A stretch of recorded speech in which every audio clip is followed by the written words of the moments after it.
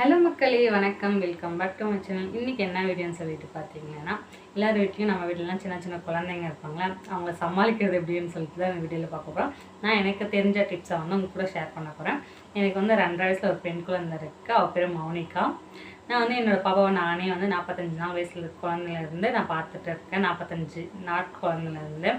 அதனால் வந்து பார்த்திங்கன்னா எனக்கு தெரிஞ்ச டிப்ஸ்லாம் அவங்க கூட ஷேர் பண்ண போகிறேன்.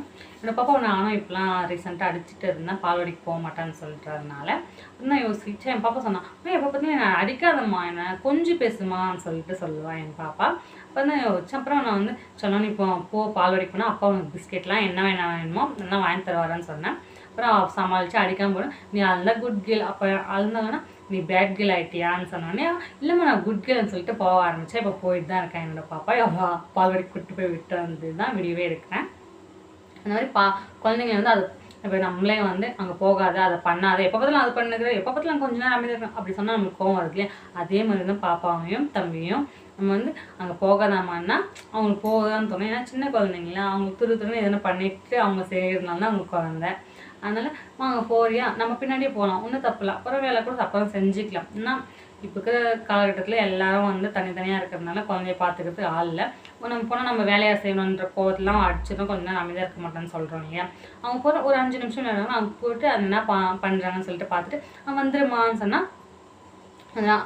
அதே மாதிரி வந்து ஒயர்லாம் பிடிச்சி இழுத்துறாங்கலாம் சொல்லிட்டு சொல்கிறீங்க. ஒயர்லாம் நம்ம வந்து சார்ஜர் போட்டால் அவங்களுக்கு தெரியாது. அம்மாவும் ஃபோனுக்கு சார்ஜர் போட்டுறாங்க, ஃபோனும் எதுவும் ஆகலாம், அம்மாவுக்கும் எதுவும் ஆகலாம்னு சொல்லிட்டு அவங்களும் போய் பிடிப்பாங்க. அவங்களுக்கு தெரியாது. நம்ம வந்து சார்ஜர் போட்டோடனே அதை ஆஃப் பண்ணிவிட்டு ஒயர் சுற்றி ஒரு தனியாக இடத்துல வச்சு அவங்க எதுக்கு எடுக்க போகிறாங்க. சூடாக இருக்காங்க, போகாத, சுடு தண்ணி போய் கால் மேலே கை மேலே ஊற்றிக்கிட்டாங்க, குழம்பு ஊற்றிக்கிட்டாங்கன்னு சொல்கிறாங்க.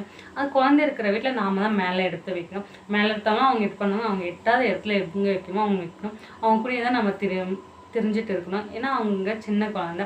நம்ம உட்காந்துட்டு ஃபோன் பார்த்துட்டு அவங்க தெரியுறாங்க, அவங்க போகிறோம் கொஞ்சம் நேரம் ஃபோன் பக்கத்து வீட்டில்னு சொல்லிட்டு நம்ம போட்டு அடித்தா நம்ம மேலே தான் தப்பு. அவங்க எங்கேனா போகணும், அவங்களும் தெரியும். நாமளே கொஞ்சம் நேரம் வந்து அமைதியாக உட்கார முடியும்னா ஃபோனை பார்க்குறோம், சீரியல் பார்க்குறோம், டிவி பார்க்குறோம். குழந்தைங்களால அமைதியாக உட்கார முடியும். அவங்க இப்போ தான் 4 கால் வந்து நடக்கிறது, ஓடுறது, ஆடுறது, விளையாடுறது எல்லாமே பண்ணுவாங்க. நாம் தான் புரிஞ்சுக்கிட்டு அங்கே போகணுன்னு நினைக்கிறேன். கொஞ்சம் நேரம் எவ்வளோ நேரம் அவங்களே விளையாடுவாங்க. கொஞ்சம் நேரம் குழந்தைங்க கொடுப்போங்க, அவங்க கூப்பிட்டா அவங்க போய் பாருங்க, ஒரு 5 நிமிஷம் தான் ஆகலாம், வேறு எதாவது விளையாடலாம் சொல்லிட்டு வந்துடுவாங்க. அவங்க விளையாட டிவி பார்க்கலாம்னு சொல்லிட்டு அவங்களே கூப்பிட்டு வந்துடுவாங்க. அந்த மாதிரி பண்ணி பாருங்க. அடிக்காதீங்க. எதனா வேணும்னு சொல்லி அடம் பிடிச்சாங்கன்னா ஃபஸ்ட் ஒரு டைம் இல்லைனா வேணாம் வேறு எதனா கொடுக்குறேன்னு சொல்லிட்டு கொடுங்க. ஃபோன் கொடுக்காதீங்க, நல்லா சாப்பிட வைங்க.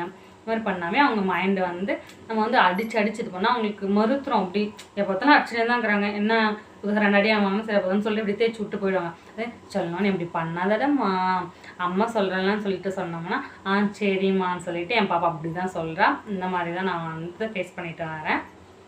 என் பாப்பா இப்போ புரிஞ்சுக்கிட்டா. இந்த மாதிரி அடியும் உதவுற மாதிரி அனத்தமையும் உதவ மாட்டாங்க. ஒரு சில டைமில் அடிக்கலாம், ஆனால் அடிச்சுட்டே இருக்கக்கூடாது. நம்ம அடிக்கும் போது யோசிச்சுப்பாங்க, நம்ம எதனா இந்த பொண்ணு ஏன் கொஞ்ச நேரம் அடங்க மாட்டேங்குது, எப்போ பார்த்தாலும் எதனா பண்ணியே இருக்குதுன்னு சொல்லும்போது அவங்க மேலே இருக்கிற கோவத்தில் தான் நம்ம குழந்தையும் அடிக்கிறோம்.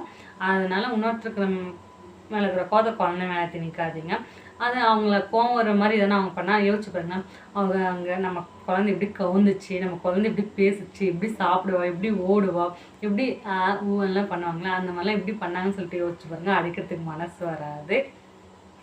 இந்த வீடியோ உங்களுக்கு பிடிச்சிருந்துச்சின்னா லைக் பண்ணுங்கள், ஷேர் பண்ணுங்கள், கமெண்ட் பண்ணுங்கள். மறக்காமல் நம்ம சேனலை சப்ஸ்கிரைப் பண்ணிக்கோங்க. பாய். வேறு ஒரு நல்ல வீடியோவில் சந்திக்கலாம். இந்த மாதிரி வேறு எதாவது வீடியோ வேணும்னா கீழே கமெண்ட் பண்ணுங்கள், வீடியோ போடுறேன். பாப்பாவுக்கு என்ன ஃபுட் கொடுக்குறது, எப்படி அவங்களுக்கு வந்து தண்ணி ஊற்றுறது, அந்த மாதிரி வீடியோ, இல்லை சோப் எந்த சோப் யூஸ் பண்ணலாம், நல்ல மாவு யூஸ் பண்ணலாமா வேணும்னா கமெண்ட் பண்ணுங்கள். நான் டீட்டெயிலாக ஒரு வீடியோ போடுறேன். பாய்.